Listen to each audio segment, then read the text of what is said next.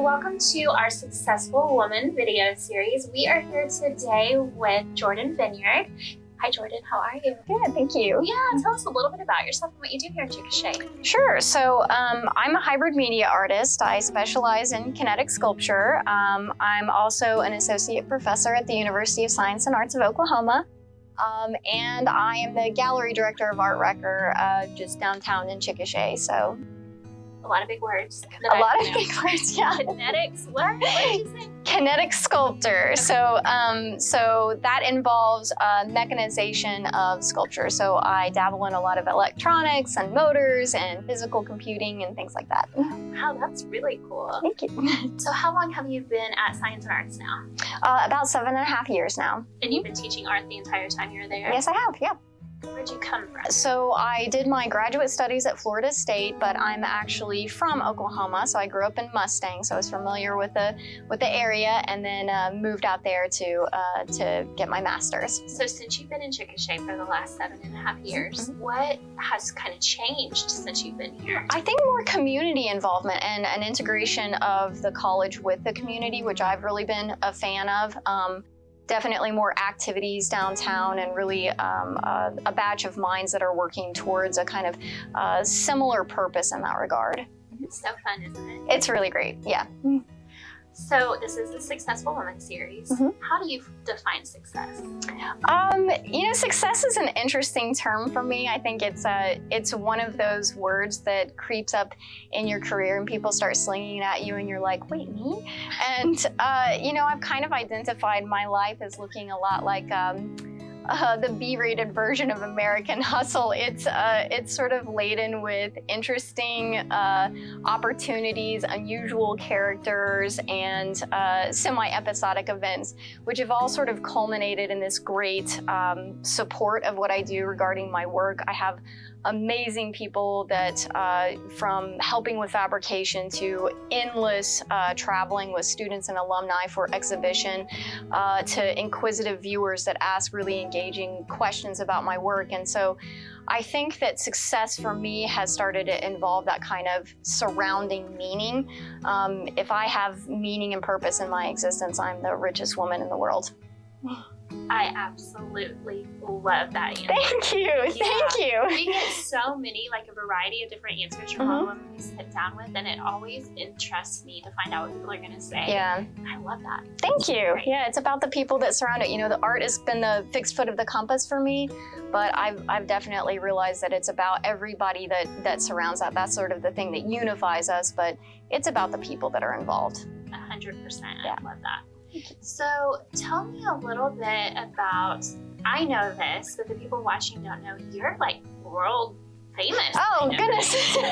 I have traveled quite a bit. Yeah, I've done both international and national exhibitions, kind of here, there, and everywhere. It's been surprising, the opportunities that have kind of rolled my way, but yeah, it's been a surprise in my life, certainly.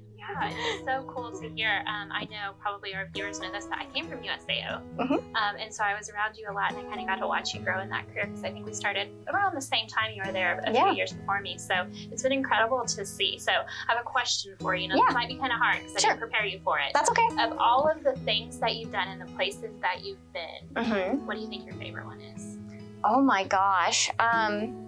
You know, I don't think it has to do so much with play. So there have been some really unique opportunities. I did an exhibition in Dubai and I did one in South Korea. So those kind of international opportunities to show my work to an audience in a different country, of course, have been very exciting. But some of the students that have traveled with me, we've talked about different exhibitions, and usually it's the ones with the most misadventure that come up in conversation. So while the shows, you know, it's like you find this way to get everything to work. Plans go out the window, and it's the ones where we've conquered the things that we didn't see coming the most that have been the most exciting to talk about. There was one specifically in Colorado, just outside of Boulder, and we encountered so many obstacles, but we just, as a team, I had both alum and current students, even some non-art majors that came out to help me, and just that kind of support of people coming from all over the place just to see it through. I was so moved by that. So I think for me, that's the one that kind of hits home. And I love how you kind of tied it back, because your definition of success, I mean, that was a success, right? That's really cool. Well, thank you.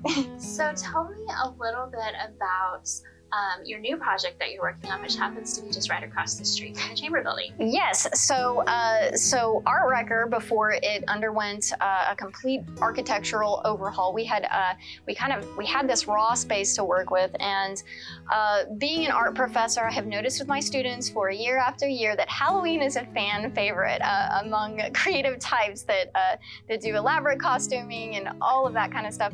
And so I started having a conversation with them about what we were going to do. This was a few years ago, and they were like, we should do a haunted house. And I was like, oh my gosh, this is going to be so much work, but we have kind of the skill set to do that. And so we did that when it was really a raw space, and that also had some interesting obstacles, but we all found it very rewarding. And so when the architectural overhaul was complete, it just happened to land around the same time as Halloween, and it's like, well, we kind of have to go back to our roots and do this, but allow it to evolve. And I like to say that I think it has quite a bit. So yeah, and students are always kind of the pulse of what I do. I'm constantly using them as a litmus for what would you be excited to participate in, and I think that's a good gauge of events for us to achieve.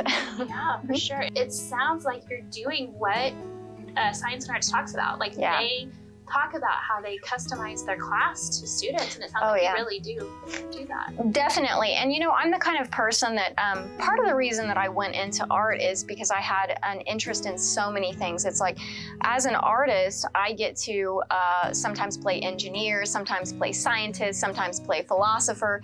And so I really like to have that kind of exchange embedded in my classrooms, where anybody can come in with all they need is an idea, and then everything else is trying to figure it out from there. So doing these projects is a lot of problem solving, and we wear a lot of different hats, and I think that that's a really good, creative, engaged way for students to learn, and I've certainly learned a lot from it when we go through that process as well. Yeah, for sure. So, okay, one last question for you to kind of bring it all back together with your definition of success and then everything that you kind of have going on with the university in your life. If somebody is maybe struggling a little bit, or maybe wants to get involved in the community, what advice would you give them? Well, I think for my students, I've certainly had people ask me how I stay motivated. That's been a big question. And I think for me, it's kind of going back to that idea of meaning and purpose.